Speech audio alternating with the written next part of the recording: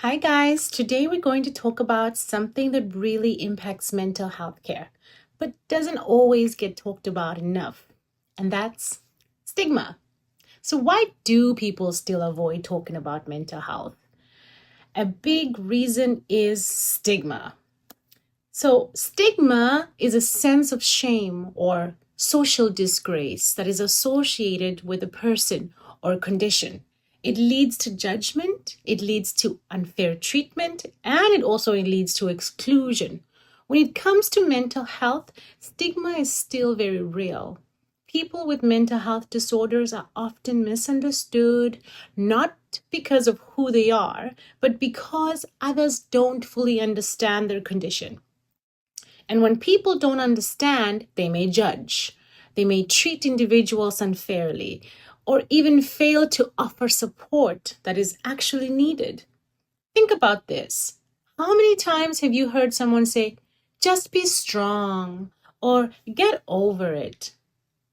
Sometimes people are even blamed for their illnesses, as if it's a weakness or as if it's a choice. But mental health disorders are real. They're legitimate conditions, legitimate health conditions. Another common myth is that people with mental health disorders are dangerous.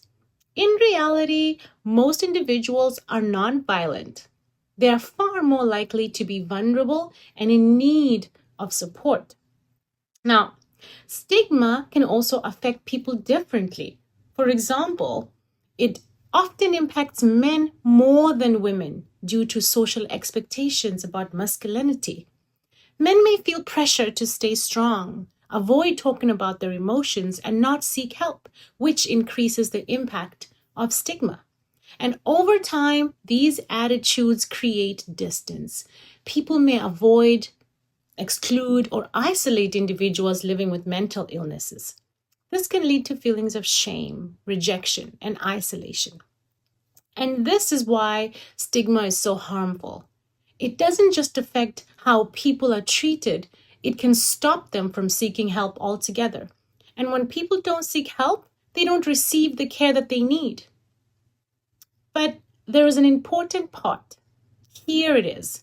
Stigma is driven by ignorance and misinformation, which means it actually can be changed. As healthcare providers, we have the power to change it through education, through empathy, through respectful, person-centered care. Because mental health care doesn't start with treatment. It starts with understanding, not judgment. All right, see you guys later.